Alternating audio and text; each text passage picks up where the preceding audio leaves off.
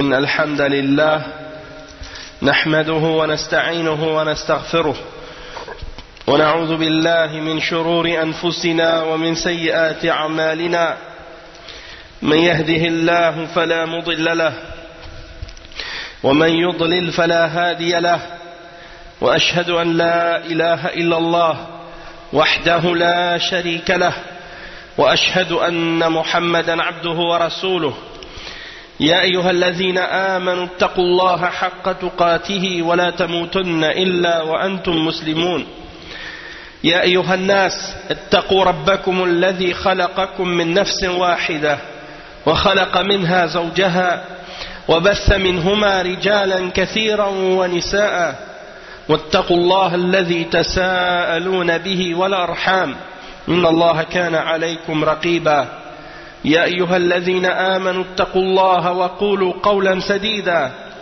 يصلح لكم أعمالكم ويغفر لكم ذنوبكم ومن يطع الله ورسوله فقد فاز فوزا عظيما أما بعد وإن خير الكلام كلام الله وخير الهدي هدي محمد صلى الله عليه وسلم وإن شر الأمور محدثاتها وكل محدثة بدعة وكل بدعة ضلالة وكل ضلالة في النار أما بعد. Donc on commence maintenant le cours numéro 4 dans l'explication des règles du jeûne du Ramadan avec le livre de Bulugh al-Maram expliqué par le Cheikh Salih al-Fawzan. Et donc on est arrivé au hadith 662 dans l'explication de Bulugh al-Maram. Et c'est le hadith à propos de Al-Wisal qui est rapporté selon Abi Huraira radiyallahu anhu قال نهى رسول الله صلى الله عليه وسلم عن الوصال فقال رجل من المسلمين فإنك يا رسول الله تواصل قال وأيكم مثلي إني أبيت يطعمني الله ويسقيني فلما أبوا أن ينتهوا عن الوصال واصل بهم يوما ثم رأوا الهلال فقال لو تأخر الهلال لزدتكم كالمنكر لهم حين أبوا أن ينتهوا متفق عليه. نعم. Donc ça c'est un hadith qui est rapporté selon Abi Huraira radiyallahu anhu qui mentionne que le prophète Muhammad sallallahu alayhi wa sallam a interdit de faire le jeûne continuel, qu'est-ce qu'on appelle en arabe al-wisal. Et un musulman a dit mais toi tu le fais ô messager d'Allah. Alors le prophète sallallahu alayhi wa sallam a dit qui d'entre vous est comme moi? Et le messager d'Allah sallallahu alayhi wa sallam a dit la nuit mon Seigneur me nourrit et m'abreuve. Et comme ils ont refusé de cesser de le faire, le messager d'Allah sallallahu alayhi wa sallam l'a fait avec eux un jour, puis un autre jour, puis le troisième jour ils ont vu le croissant. Alors le prophète sallallahu alayhi wa sallam a dit si le croissant avait tardé, c'est-à-dire si le croissant aurait tardé à venir, eh bien je vous aurais demandé de jeûner encore. Et c'était comme une sanction parce qu'ils ont refusé de cesser le jeûne continuel. Ils ont cessé de faire le jeûne continuel alors que le prophète sallallahu alayhi wa sallam leur avait ordonné de cesser de le faire. Et ça c'est rapporté par Al-Bukhari et Muslim. Donc le cheikh Salih al-Fawzan hafizahullah, donc il va expliquer maintenant qu'est-ce que signifie ce hadith. Et il dit في هذا الحديث أن النبي صلى الله عليه وسلم نهى عن الوصال والوصال معناه أن يواصل بين اليومين في الصيام فلا يفطر بينهما ولا يأكل شيئا نعم نهى صلى الله عليه وسلم عن ذلك لما فيه من المشقة على المسلمين ولما فيه من مخالفة السنة التي سبق بيانها من الإفطار عند غروب الشمس والتسحر عند طلوع الفجر. وأيضا الوصال من هدي اليهود، كانوا يواصلون، فخالفهم النبي صلى الله عليه وسلم ونهى عن الوصال. ولما قالوا له يا رسول الله إنك تواصل، قال صلى الله عليه وسلم إني لست كهيئتكم. وهذا فيه دليل على أن هذا من خصائصه صلى الله عليه وسلم، وأن الأمة مأمورة بترك الوصال، والنبي صلى الله عليه وسلم له خصائص لا يشاركه فيها غيره، منها الوصال في حقه صلى الله عليه وسلم. ولأنه يقوى على الوصال، الله سبحانه وتعالى أعطاه القوة ولم يعطها لغيره من الناس، كما أنه صلى الله عليه وسلم كان يقوم الليل حتى تفطرت قدماه من طول القيام، فله صلى الله عليه وسلم خصائص وله قوة لم يعطها الله لغيره. قال إني لست كهيئتكم، وهذا فيه إشارة إلى الخصوصية. إني أبيت يطعمني ربي ويسقيني، وهذا تعليل وبيان للخصوصية التي ليست عند غيره، فالله يطعمه ويسقيه، أما غيره فلا يحصل له ذلك. Donc le cheikh il explique que la signification de al-wisal, le jeûne continuel, c'est que quelqu'un, lorsqu'il jeûne, eh bien, il raccorde les 2 jours de jeûne ensemble.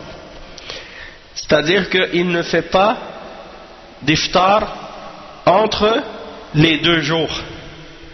Il jeûne jusqu'à le jour après, sans faire d'iftar et sans sans rompre son jeûne. C'est ça al-wisal. Il ne mange rien entre les 2 journées. Il les fait suivre l'une après l'autre. Et le prophète sallallahu alayhi wa sallam a interdit de faire cela aux musulmans parce qu'il y a en ça une difficulté pour eux. C'est quelque chose qui est très difficile.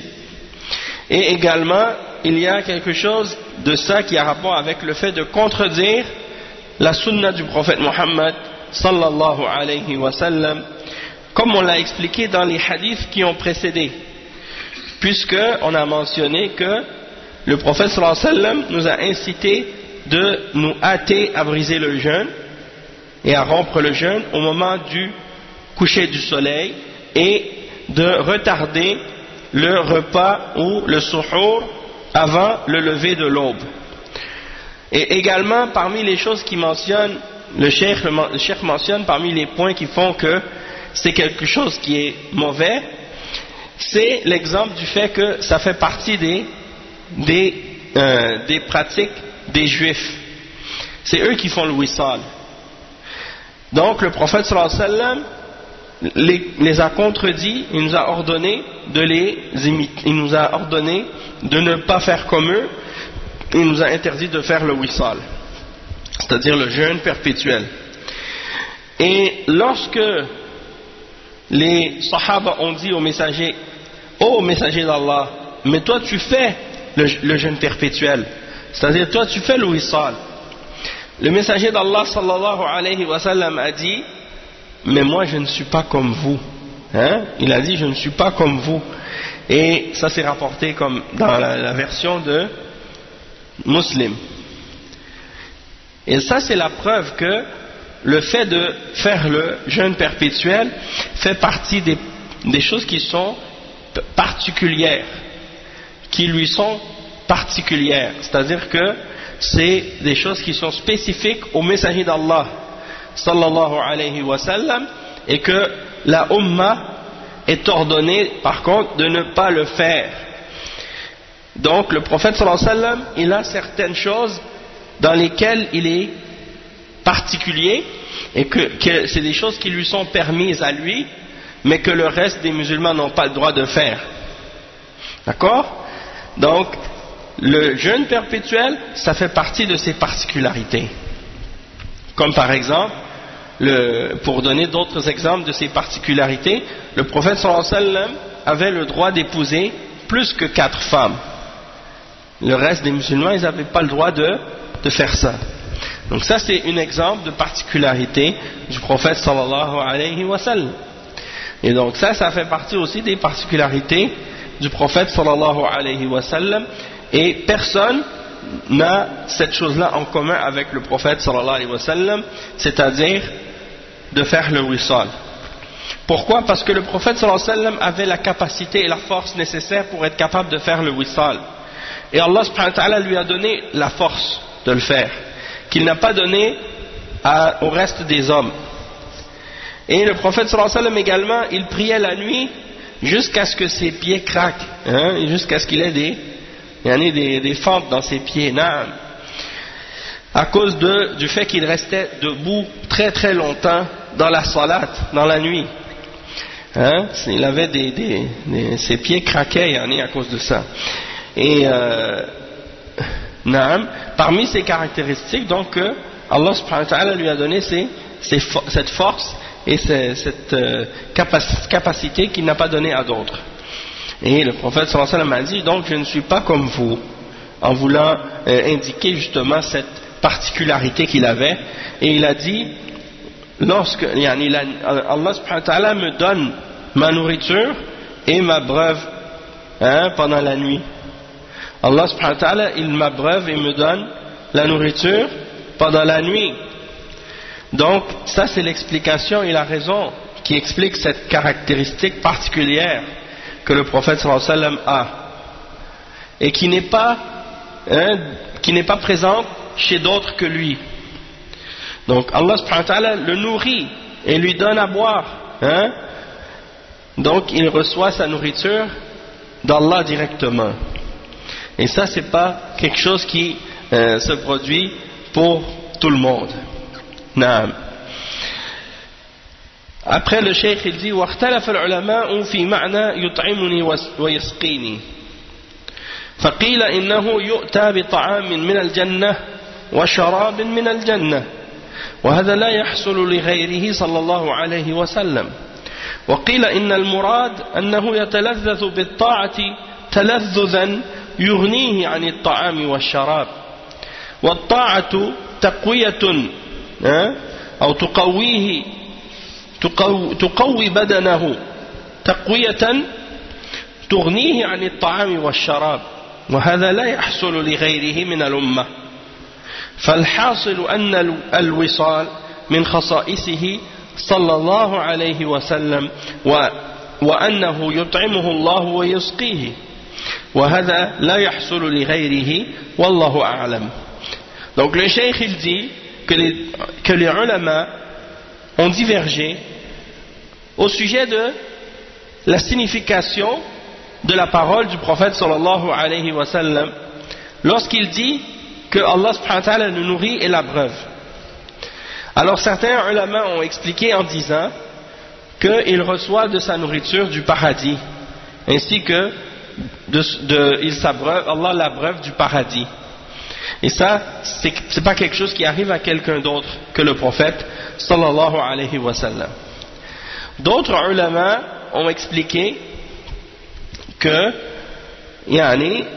il reçoit, c'est comme si le prophète sallallahu alayhi wa sallam, lorsqu'il fait les actes d'adoration, eh bien ça lui procure comme une saveur et un délice qui le dispense d'avoir besoin de manger et de boire, parce qu'il trouve dans l'adoration une satisfaction et un plaisir à le faire qui le dispense de manger et de boire. Et donc, en réalité, pour le prophète sallallahu alayhi wa sallam, ces actes d'adoration-là sont des choses qui lui donnent plus de force et qui renforcent son corps et renforcent son âme à un point tel que il peut se dispenser de boire et de manger, et ça c'est pas quelque chose qui peut arriver à quelqu'un d'autre parmi les gens de la Ummah. Donc si on veut résumer tout ça, on peut dire donc que al-wisal, c'est-à-dire le jeûne perpétuel, c'est quelque chose qui est particulier au messager d'Allah sallallahu alayhi wa sallam, parce que Allah subhanahu wa ta'ala, c'est lui qui le nourrit et qui l'abreuve, et ça c'est pas quelqu'un d'autre qui peut obtenir cette caractéristique-là parmi les musulmans. Wallahu a'lam. Et après il dit walhasilu anna al-wisal خاص به صلى الله عليه وسلم فبين صلى الله عليه وسلم أنه ليس كغيره وأن الوصال من خصائصه صلى الله عليه وسلم فلما أبوا أن ينتهوا من الوصال أو عن الوصال نهاهم فأبوا أن ينتهوا يريدون الاقتداء بالرسول صلى الله عليه وسلم واصل الرسول صلى الله عليه وسلم بهم يوما ثم رأوا الهلال يعني آخر الشهر يعني انتهى شهر رمضان فقال صلى الله عليه وسلم لو تأخر لزدتكم يعني كالمنكل لهم يعني كالمؤدب لهم لما لم يأتمروا بما أمرهم به النبي صلى الله عليه وسلم في ترك الوصال فواصله بهم ليس هو من باب التشريع وإنما من باب التأديب والزجر وقال لو تأخر لزدتكم كالمنكر لهم. Donc le cheikh il explique, il dit donc on peut dire, comme on a dit, que c'est particulier au prophète sallallahu alayhi wa sallam de faire le jeûne perpétuel comme le prophète sallallahu alayhi wa sallam l'a expliqué, et que c'est pas quelque chose que d'autres peuvent faire parce qu'il n'est pas comme les autres et que ça fait partie de ses particularités. Mais les sahaba ont refusé de s'abstenir et de s'arrêter. Ils ont persisté ou ils ont insisté à essayer de le suivre dans le jeûne perpétuel.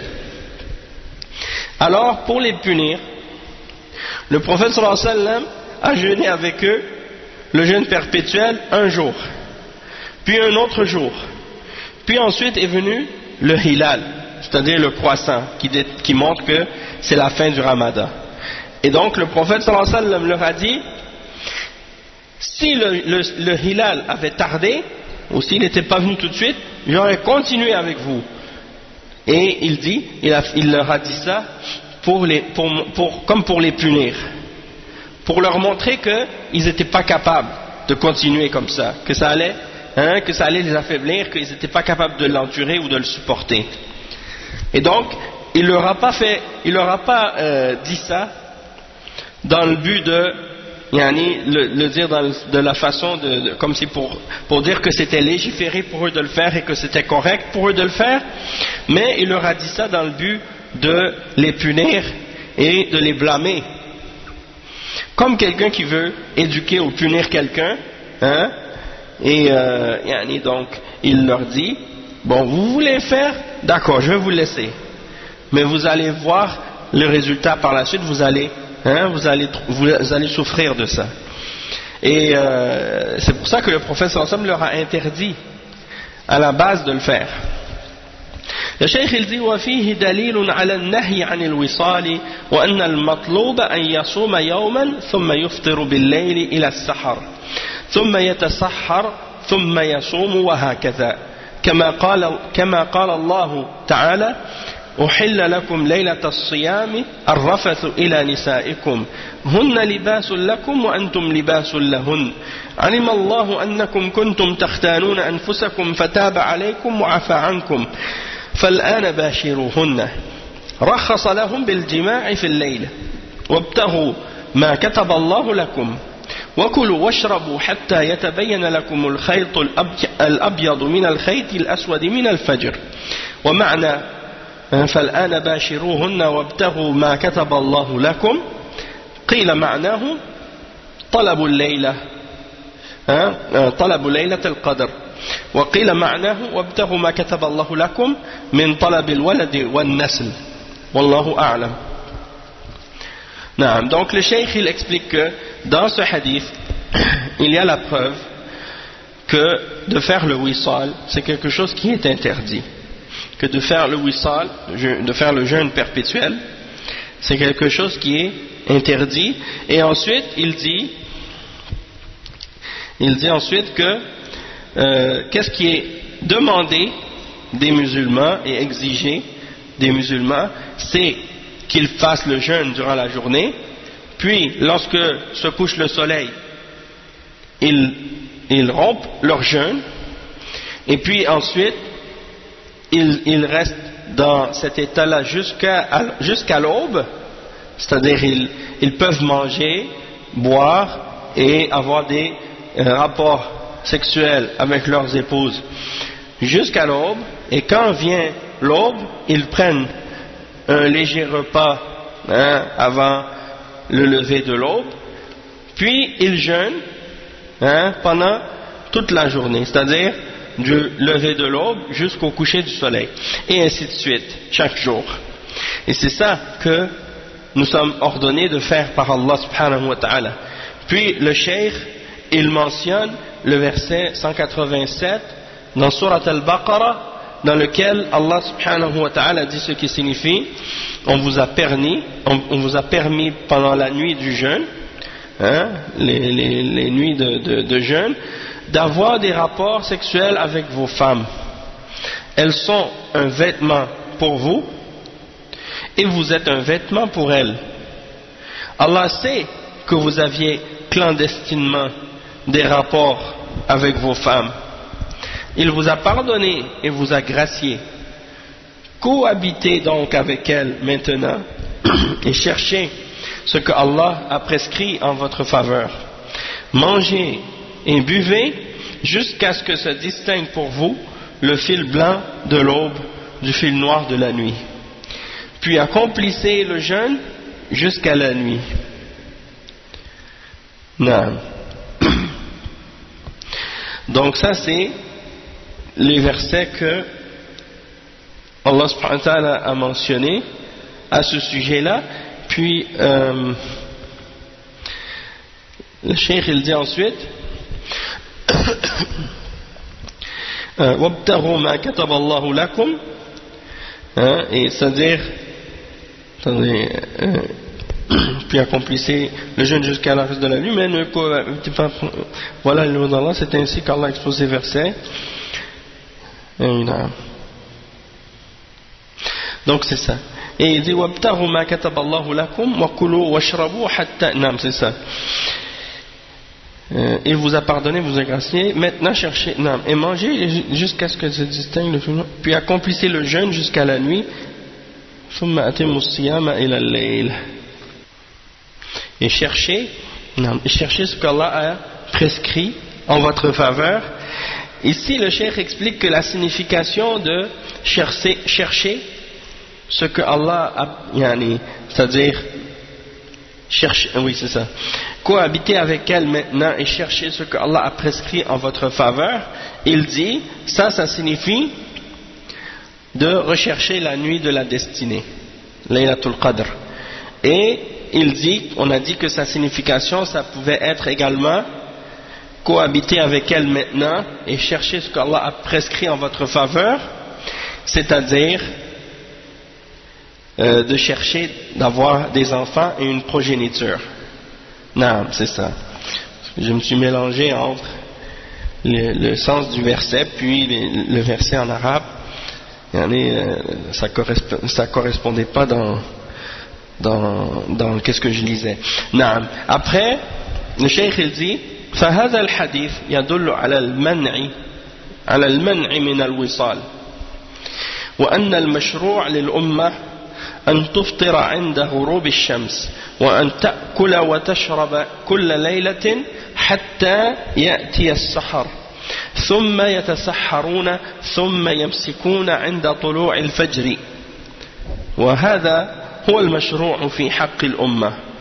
Donc le cheikh dit ce hadith, ça nous indique donc qu'il est interdit de faire le jeûne perpétuel et que qu'est-ce qui a été légiféré pour la Ummah, c'est que la Ummah rompe le jeûne au coucher du soleil et qu'elle mange et qu'elle boive pendant la nuit jusqu'à ce que vienne l'aube, puis ensuite au moment avant l'aube ils prennent un repas ou quelque chose, ils mangent quelque chose, puis ensuite après le lever de l'aube jusqu'au coucher du soleil ils continuent à jeûner. Ensuite, le cheikh il mentionne une divergence d'opinion entre les ulama au sujet du wisal et de son verdict. اختلف العلماء في حكم الوصال إلى 4 أقوال. القول الأول فالجمهور أنه محرم لأن النبي صلى الله عليه وسلم نهى عنه ولما أصروا عليه واصل بهم كالمنكل لهم فدل على تحريم الوصال في حق الأمة.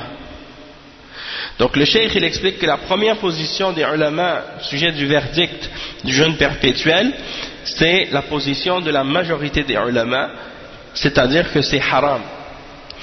Pourquoi? Parce que le prophète sallallahu alayhi wa sallam l'a interdit, et lorsque les sahaba ont essayé de continuer à le faire, eh bien il a fait le wisal avec eux pour les punir, comme pour leur montrer que c'est pas correct de le faire. Et donc ça c'est la preuve que de faire le wisal c'est haram pour la ummah. Ensuite la deuxième position, al-qawl al-thani, إباحة الوصال لأن النبي صلى الله عليه وسلم واصل بهم لو كان محرما لم يواصل بهم فهو مباح لكن تركه أفضل. Donc la deuxième position, c'est la position de ceux qui ont dit que c'est quelque chose qui était permis. Et ils disent que c'est permis, pourquoi? Parce qu'ils disent, le prophète sallallahu alayhi wa sallam a continué avec eux. Il a continué à le faire avec eux. Et si c'était haram, eh bien, il ne les aurait pas laissés continuer avec lui. Donc, ils disent que dans ce cas-là, c'est la preuve que c'est quelque chose qui est permis, mais que de le délaisser, c'est meilleur.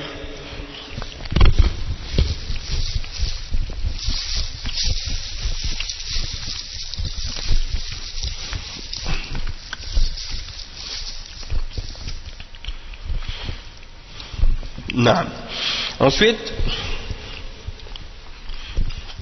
la position numéro 3, la troisième position des ulama, القول الثالث أنه محرم في حق من يشق عليه الوصال ومباح لمن لا يشق عليه. C'est-à-dire que pour la personne pour qui c'est difficile de le faire, le jeûne perpétuel c'est haram. Mais pour celui qui a la capacité, qui est capable, c'est permis. Ça c'est la troisième position ou la troisième opinion par rapport à cette question. والقول الرابع وهو اختيار مذهب الإمام أحمد أنه يجوز الوصال إلى السحر ثم يتسحر لأن النبي صلى الله عليه وسلم قال لا تواصلوا فأيكم أراد أن يواصل فليواصل إلى السحر. يعني أخرجه البخاري رخص فيه إلى السحر فقط.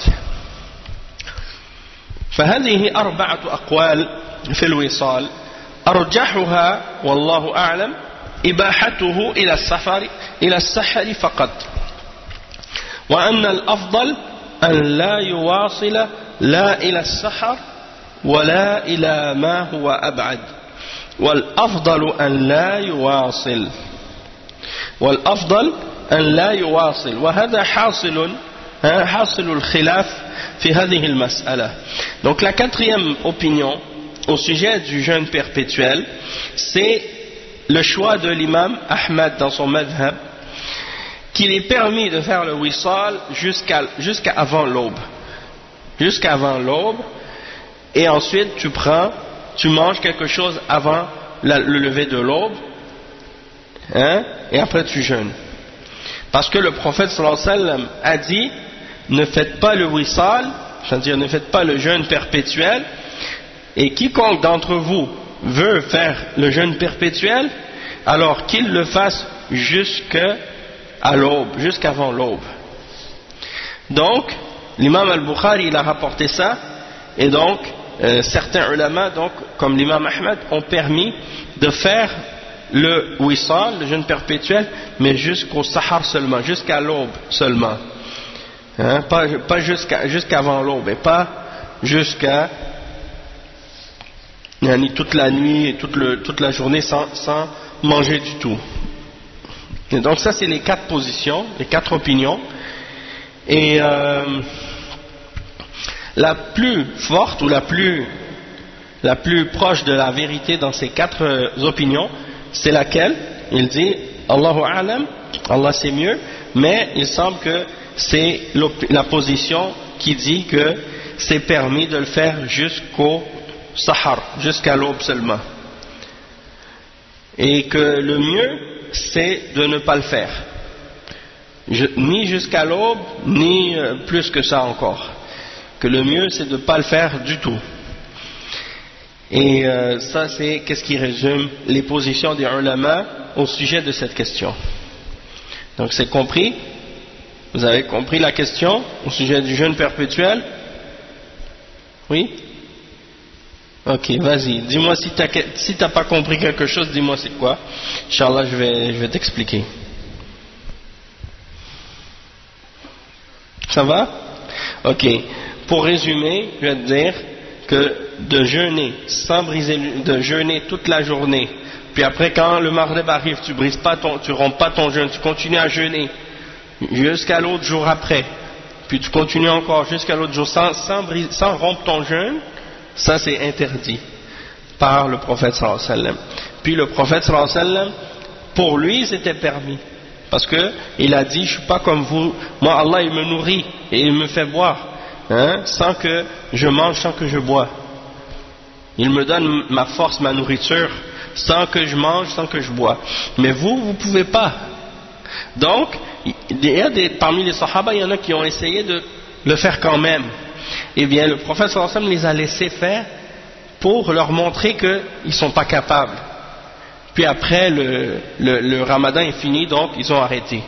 Mais c'était pour dire que, il a dit, si c'était pas on n'avait pas vu le hilal, si le ramadan n'était pas fini, j'aurais continué avec vous pour vous montrer que vous n'êtes pas capable de faire ça. Tu comprends? Pourquoi? Parce qu'il y en a qui ont dit, puisque le prophète sallallahu alayhi wa sallam leur a laissé continuer avec lui, donc ils disent, ça c'est la preuve que c'était pas interdit, parce que si c'était interdit, il leur aurait pas permis de continuer avec lui. C'est pour ça qu'il... mais il ne faut pas que tu sois gêné de poser des questions. S'il y a quelque chose qui n'est pas clair ou que tu n'as pas bien compris, il ne faut pas que tu te gênes de demander une clarification, Inch'Allah. Le hadith suivant, hadith 663, c'est le hadith très important par rapport aux règles du jeûne. Le cheikh il dit wa anhu radiyallahu anhu, c'est-à-dire عن أبي هريرة رضي الله عنه قال رسول الله صلى الله عليه وسلم من لم يدع قول الزور والعمل به والجهل فليس لله حاجة في أن يدع طعامه وشرابه رواه البخاري وأبو داود واللفظ له. نعم, donc c'est un hadith qui est rapporté selon Abu Huraira radiyallahu anhu par Al-Bukhari et Abu Daoud, et le hadith, la version en question c'est celle de Abu Daoud. Le hadith d'Abu Huraira, il dit que le messager d'Allah sallallahu alayhi wa sallam a dit, celui qui ne délaisse pas les fausses paroles et les fausses actions. De même que l'ignorance, eh bien Allah n'a aucun besoin et ne veut pas de son jeûne ni de sa il n'a pas besoin qu'il abandonne ou qu'il laisse sa nourriture et son breuvage. C'est-à-dire d'agir selon l'ignorance, c'est-à-dire d'agir stupidement, hein, de faire des bêtises, hein, d'agir comme... Ben, ça peut aussi avoir rapport avec les bid'a, parce que al-qawl az-zur wal-amal bihi, ça implique de faire toute action ou toute parole qui contredit l'islam ou qui est péché. Donc ça implique bien entendu les innovations en premier lieu. Et on sait très bien que les innovations et les bid'a sont plus graves en péché que les simples désobéissances et les péchés que les gens peuvent commettre. Parce que la différence entre la bid'a et le péché, c'est que la bid'a que quelqu'un fait, hein, le péché, quand quelqu'un fait un péché, il sait que c'est haram en général, puis il a honte ou il le fait, mais il sait dans son cœur que c'est pas correct, puis il demande pardon, il se repent à Allah par la suite, hein, si Allah lui donne le succès de la repentance. Tandis que l'innovateur, lui, il fait quelque chose qui est contraire à l'islam, mais lui, il pense que c'est quelque chose de bien, et que c'est quelque chose que Allah aime. Donc c'est très rare qu'il se repent de ce genre de choses. C'est ça le danger de l'innovation en fait. Donc bien entendu, oui, al-qawl az-zur wal-amal bihi wal-jahl, ça implique les péchés et ça implique tout ce qui est interdit par l'islam, y compris les innovations, y compris le shirk, le kufr et tout ce qui vient parmi les choses que Allah a interdites. Ça c'est clair. Et donc celui qui fait ces choses, qui ne délaisse pas ces choses-là, les actions et les paroles et les actions de péché qui sont contraires à l'islam, de même que l'ignorance, Allah n'a aucun besoin qu'il délaisse sa nourriture et son breuvage. On va lire maintenant qu'est-ce que Cheikh Al-Fawzan a expliqué à propos de ce hadith, qui est un hadith très important pour qu'est-ce qui a rapport avec les règles du jeûne, parce que on vit dans une époque vraiment étrange et on voit de toutes sortes de choses parfois parmi les musulmans, et donc on se demande des fois, est-ce que les gens ont perdu la tête ou bien est-ce juste qu'ils comprennent pas, hein, ou est-ce que c'est de l'ignorance ou bien ils ont juste perdu la tête complètement. J'ai constaté ici par exemple à Montréal, et ça on le retrouve aussi en France et ailleurs, même dans les pays arabes, quand c'est le Ramadan, ils font des fêtes et ils ont des choses qu'ils organisent qui s'appellent les nuits du Ramadan. Et c'est quoi ces nuits du Ramadan? C'est comme des genres de soirées avec de la musique, de la danse, et les gens ils se réunissent pour boire de l'alcool, fumer et danser. Hein? C'est comme des boîtes de nuit, des choses comme ça, et ils appellent ça les nuits du Ramadan. Hein? C'est comme pour dire, au lieu de faire des nuits d'adoration à la mosquée, de faire tarawih, de réciter le Coran, de faire le rappel d'Allah, eux ils décident au contraire de faire des nuits de péché, de désobéissance et de s'éloigner encore plus de l'islam. Donc on se demande, subhanallah, comment ils osent faire ça. Et j'ai vu ici par exemple à Montréal, surtout vous allez par exemple dans les quartiers où il y a beaucoup de musulmans, il y a des épiceries dont les propriétaires sont des musulmans, des épiceries de la communauté maghrébine en particulier. Donc ils mettent des affiches dans leurs portes, dans leur commerce, pour annoncer par exemple qu'il y a telle fête, tel endroit qui organise ce genre de nuit du Ramadan. Donc ils vont mettre la photo d'un chanteur ou de quelqu'un qui va venir pour faire des spectacles pendant le Ramadan, puis ils disent par exemple, vous pouvez venir, vous allez faire le iftar, hein, on va vous donner un repas pour briser le jeûne, puis après il y aura de la musique, il y aura de la danse et toutes sortes d'autres choses parmi les choses haram dans l'islam. Donc comment ces musulmans-là acceptent déjà de mettre ces genres d'organiser ce genre d'événement déjà, Deuxièmement, d'afficher ce genre d'affiches dans leur commerce. Parce que même s'ils disent, nous on n'est pas d'accord avec ça, ils ont, il n'y a pas de doute, une part de la responsabilité du fait qu'ils acceptent de faire de la publicité pour ce genre d'événement. Et ils ont une part du péché parce qu'ils appellent à l'égarement.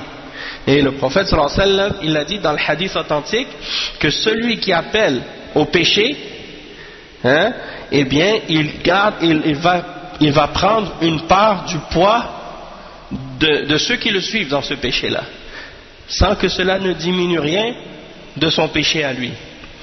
Donc, quelqu'un va dire, ah, mais moi ça me dérange pas, je le laisse mettre l'affiche, parce que de toute façon, moi j'y vais pas.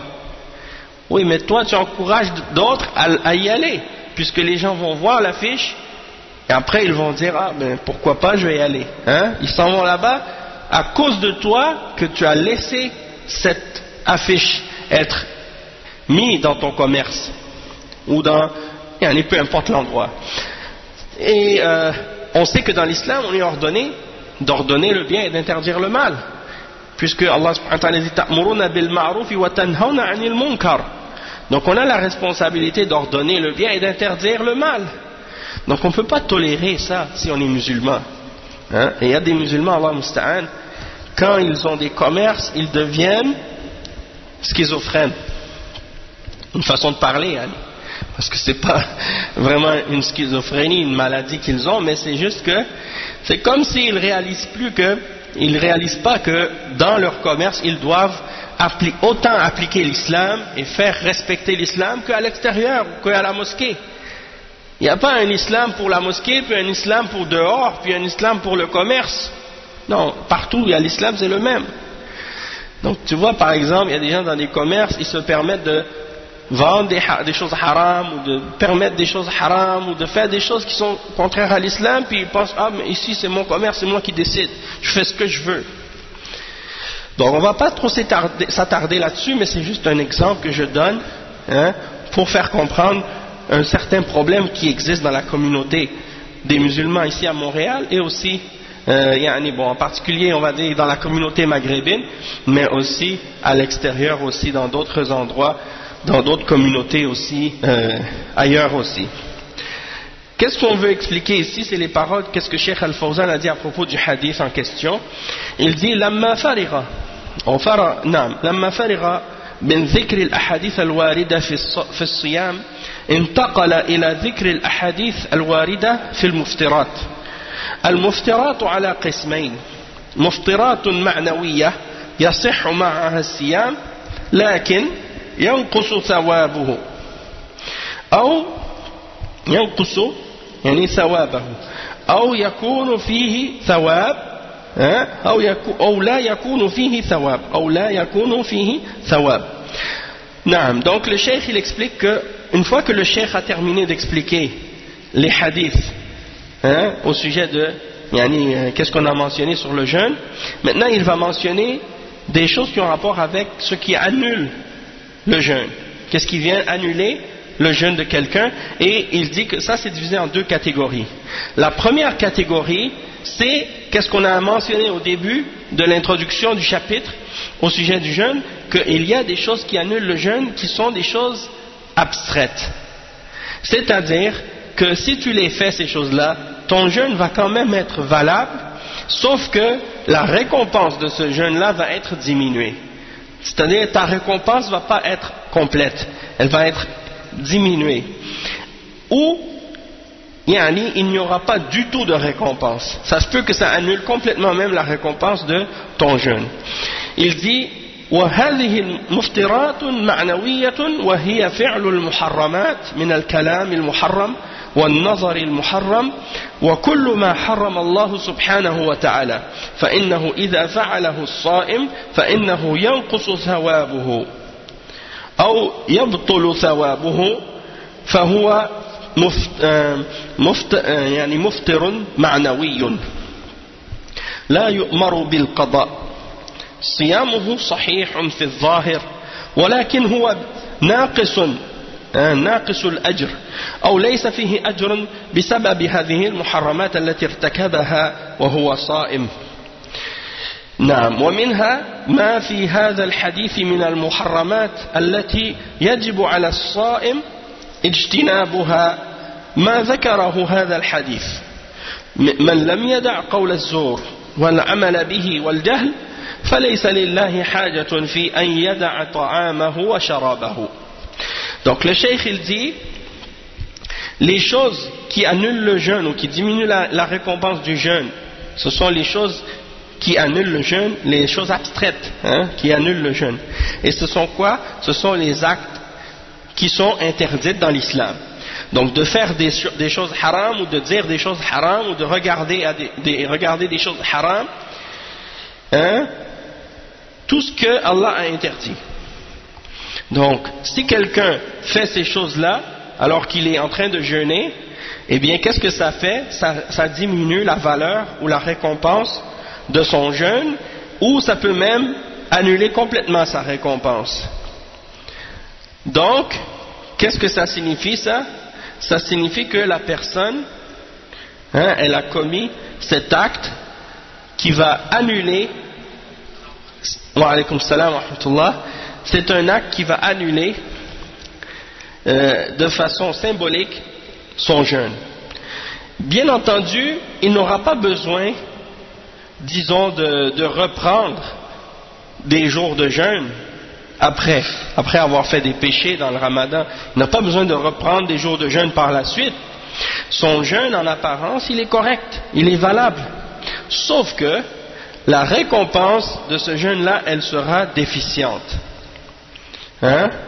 et il n'y aura pas de récompense pour lui à cause de ces péchés-là qu'il a commis alors qu'il jeûnait. Et parmi les exemples de choses haram, il y a les choses mentionnées dans le hadith en question qui font en sorte que le croyant, il doit s'en écarter. Et dans le hadith, le prophète sallallahu alayhi wa sallam a dit, celui qui ne délaisse pas la parole fausse, de même que d'agir selon le mensonge, et selon ce qui est contraire à l'islam, eh bien, ou bien d'agir avec ignorance, c'est-à-dire de faire des actes, des bêtises, ou de faire des sottises, d'agir bêtement. Alors, si la personne ne laisse pas ça, eh bien Allah n'a aucun besoin qu'il délaisse sa nourriture et qu'il cesse de boire et de manger, s'il continue à faire les mêmes péchés qu'il fait d'habitude. Et le cheikh il dit قول الزور يشمل كل الكلام المحرم كالشتم والسب والغيبة والنميمة وكل هذه من قول الزور.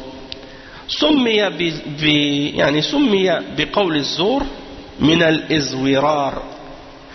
الإزورار وهو الانحراف عن الحق، تزاور عن كهفهم ذات اليمين وذات الشمال. يعني تزاور يعني تميل وتنحرف عن أصحاب الكهف. والإزورار والزور هو الانحراف. فالإزورار والزور هو الانحراف. الله جل وعلا يقول واجتنبوا قول الزور، ويقول جل وعلا والذين لا يشهدون الزور، يعني لا يحضرون أعياد الكفار لأنها زور وباطل. فكل محرم من قول أو فعل فإنه زور، والزور قد يكون بالقول كما في هذا الحديث وقد يكون بالفعل. فيجتنب قول الزور بأنواعه كالغيبة والنميمة والسباب والشتم، حتى لو سابه أحد أو شاتمه فإنه لا يرد عليه بل يقول إني صائم، كما في الحديث يقول إني صائم، يعني يمنعني الصيام من هذا. فإن سابه أحد أو قاتله فليقل إني صائم. إني صائم لا يرد عليه ولا يرد عليه أخرجه البخاري ومسلم. Donc le cheikh il explique que قول الزور, il y a beaucoup de musulmans parfois ils entendent le terme قول الزور, ils pensent que ça veut dire يعني de faire un faux témoignage, et ils pensent que قول الزور ça se limite uniquement à faire un faux témoignage, parce que les gens ils connaissent le يعني قول الزور, الزور ils disent ou ils pensent que ça veut dire juste tazwir, yani tazwir, de faire quelque chose qui est de falsifier quelque chose, ou de faire quelque chose qui est mensonger, de faire un faux témoignage. Sauf que le cheikh il explique que le terme az-zur ça comprend beaucoup plus que ça, et c'est beaucoup plus général et beaucoup plus large que ça. En réalité, qawl az-zur c'est toute parole qui est haram, qui est interdite, que ce soit de dire des insultes, d'insulter les gens, de parler dans le dos de quelqu'un, de dire des médisances. Tout ça, ça rentre dans qawl az-zur. Et le cheikh il explique que le terme az-zur ça vient si on veut du mot al-izwirar. Al-izwirar ça veut dire al-inhiraf, la déviation. Wa alaykoum salam. T'as trouvé le frère? Non? Ah, tu m'as appelé? Ok. Ah, Allah musta'an. Ah, Allah musta'an. Al-izwirar huwa al-inhiraf an al-haqq, c'est-à-dire le fait de dévier de la vérité, d'être dévié de la vérité. C'est ça la signification de al-izwirar.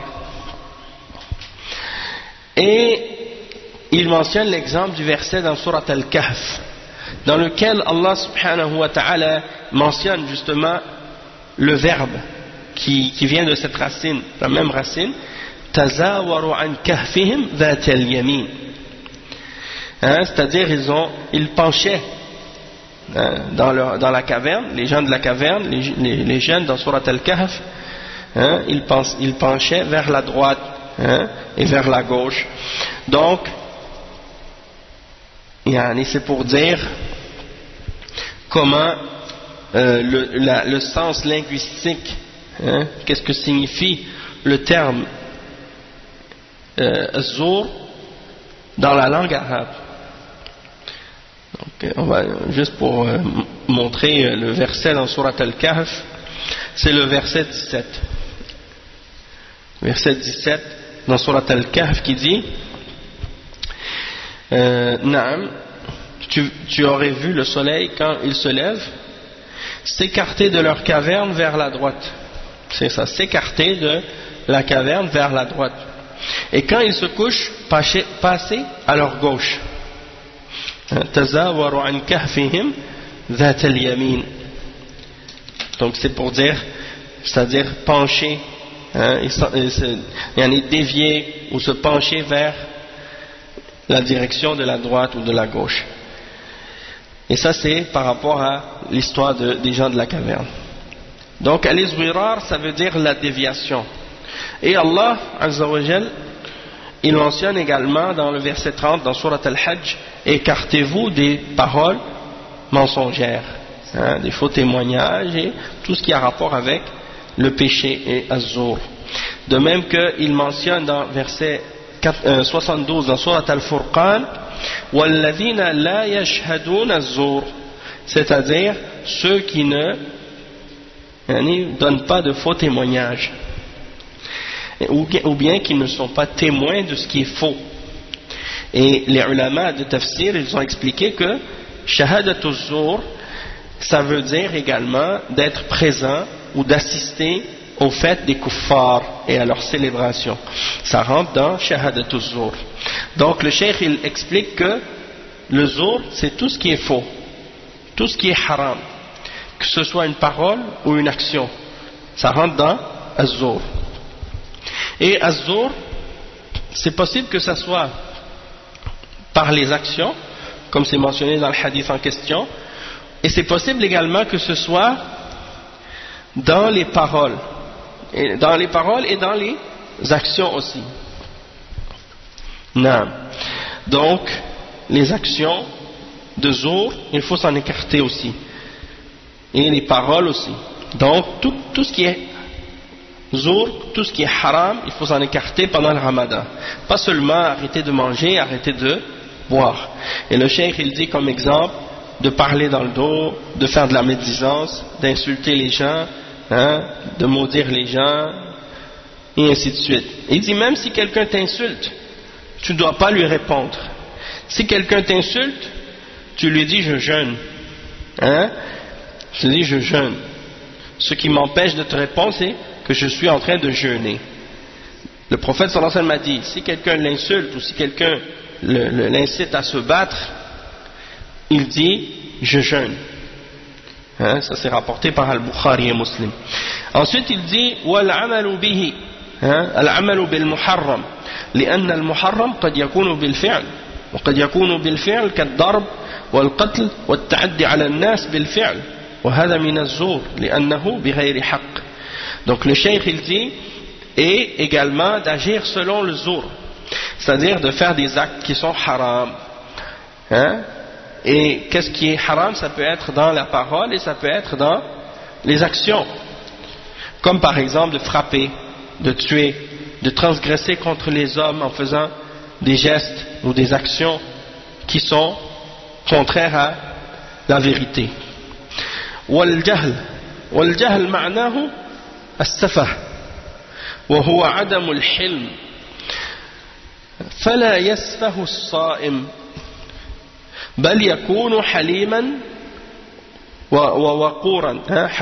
وقورا فالجهل المراد به هنا السفه وعدم الحلم كما قال الله تعالى إنما التوبة على الله للذين يعملون السوء بجهالة وليس المراد بالجهل هنا عدم العلم فإن الذي لا يعلم لا يؤاخذ ولكن المراد بالجهل هنا السفه فالسفه ينافي الصيام ولا يليق بالصائم أن يسفه مع السفهاء بل يتجنب هذا. Donc le cheikh il dit de même que al-jahl, qu'est-ce qu'on veut dire par l'ignorance ici? C'est pas l'ignorance le fait de ne pas savoir, mais c'est plutôt d'agir futilement, bêtement, d'agir sans sagesse, sans calme, parce que ça convient pas pour la personne qui jeûne. La personne qui jeûne, elle doit rester calme, reposée, tranquille. Et le cheikh explique, il dit que al-jahl, qu'est-ce qu'on veut dire ici? C'est ça, de manquer de sagesse et de ne pas agir correctement. Et la preuve, il mentionne le verset 17 dans Surat An-Nisa, dans lequel Allah subhanahu wa ta'ala il dit que la repentance incombe uniquement à Allah pour ceux qui font du mal par ignorance. Et le cheikh explique ici, il dit l'ignorance, c'est pas par ignorance le fait de ne pas savoir, parce que si tu fais un péché sans savoir que c'est un péché ou sans savoir que c'est haram, tu ne seras pas puni de toute façon, parce que Allah subhanahu wa ta'ala ne punit pas quelqu'un parce qu'il a fait quelque chose sans savoir que c'était haram. Mais qu'est-ce qu'il veut dire bijahalatin dans ce verset? Par ignorance, ça veut dire, comme le cheikh il l'a expliqué, yani al-muradu bil-jahl huna as-safa fas-safa yunafi as-siyam, donc d'agir yani de façon futile, de façon irréfléchie, de façon bête. Ça ne convient pas à la personne qui jeûne, d'agir de façon comme les gens qui sont faibles d'esprit. Donc tu dois te détourner de ça. وَقَوْلُهُ لَيْسَ لِلَّهِ حَاجَةٌ قِيلَ مَعْنَاهُ لَيْسَ لِلَّهِ إِرَادَةٌ فِي صِيَامِهِ أي أن هذا الصيام لا يريده الله لأن الله إنما يريد الصيام الصحيح الخالي عما يخل به فهذا صيام لا يريده الله لا حاجة لله فيه يعني لا يريده ولا يرضاه وإلا فالله جل وعلا ليس بحاجة إلى عباده ولا إلى أعمالهم الله غني عن عباده وعليكم السلام ورحمة الله ولكن المراد هنا ليس لله حاجة يعني أن هذا لا يرضاه الله وهذا لا يريده من عباده لأنه صيام غير صحيح فليس لله حاجة في أن يدع طعامه وشرابه فدل على أن الصيام ليس بترك الطعام ولا الشراب فقط بل بترك المحرمات أيضا فإن ترك الطعام والشراب ترك الطعام والشراب هذا ترك للمباح طاعة لله أما ترك قول الزور والعمل به والجهل فهذا ترك لمحرم وهو واجب على المسلم دائما وأبدا وترك المحرم واجب على المسلم في الصيام وفي غيره وفي الصيام تركه والابتعاد عنه أوجب. Donc le cheikh il dit lorsque le prophète sallallahu alayhi wa sallam il dit que Allah n'a aucun besoin de ses actes, du fait qu'il cesse de manger et de boire, qu'est-ce que ça signifie? Ça signifie que Allah subhanahu wa ta'ala ne veut pas de ce jeûne-là. Dans le sens que Allah subhanahu wa ta'ala n'en veut pas. Hein? Pourquoi? Parce que Allah subhanahu wa ta'ala veut uniquement le jeûne qui est correct et qui est exempt de tout ce qui peut venir le diminuer ou le rendre incorrect. Donc ce jeûne, Allah n'en veut pas et il n'en a pas besoin. Quand il dit il n'en a pas besoin, c'est-à-dire qu'il n'en veut pas et il ne l'agrée pas. Parce que sinon Allah subhanahu wa ta'ala en réalité il n'a besoin d'aucun de ses serviteurs et il n'a pas besoin de leurs œuvres non plus. Allah subhanahu wa ta'ala il n'a pas besoin de nous, n'a pas besoin de notre adoration. C'est nous qui avons besoin de l'adorer, c'est nous qui avons besoin de lui.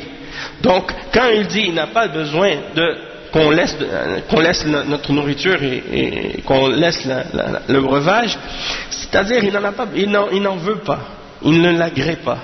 Parce que sinon Allah subhanahu wa ta'ala il est al-Ghani, il n'a pas besoin de personne et de rien. Mais qu'est-ce qu'on veut dire ici quand on dit qu'il n'en a pas besoin, c'est-à-dire qu'il ne l'agrée pas et qu'il n'en veut pas de la part de ses serviteurs, parce que c'est un jeûne qui est incorrect. Et donc ça indique que de jeûner, ça ne veut pas seulement dire d'abandonner ou de délaisser la nourriture et de délaisser le breuvage, mais ça veut dire également de délaisser ce qui est haram et interdit. Parce que d'abandonner la nourriture et d'abandonner le breuvage, il dit ça c'est des choses qui sont permises. Manger et boire en temps normal, tant que tu manges des choses halal, c'est permis. Mais d'abandonner le haram, c'est obligatoire. C'est quelque chose qui est obligatoire tout le temps. Pas seulement dans le ramadan, toute l'année. C'est obligatoire pour les musulmans de le faire pendant le ramadan et en dehors du ramadan. C'est-à-dire de délaisser les péchés et qu'est-ce qui est haram. Mais lorsque c'est dans le ramadan, c'est encore plus obligatoire de s'en écarter que dans le reste de l'année. Donc on va s'arrêter ici pour aujourd'hui. On fera Inch'Allah la suite de ces hadiths sur les règles du Ramadan, Inch'Allah, demain, bi'idhnillah. Donc je pense que pour terminer le chapitre, il reste à peu près, disons, 2 ou 3 cours. Donc peut-être qu'on va faire Inch'Allah un cours demain après le Dhuhr, puis un cours après l'Asr demain. Peut-être aussi, on va voir, si on n'a pas fini, on complétera demain pendant la journée Inch'Allah. Donc on s'arrête. Subhanakallah wa bihamdik, ashhadu an la ilaha illa ant, astaghfiruka wa atubu ilayk, wa sallallahu wa sallam ala nabiyyina Muhammad wa ala alihi wa sahbihi ajma'in. Wassalamu alaykum wa rahmatullahi wa barakatuh.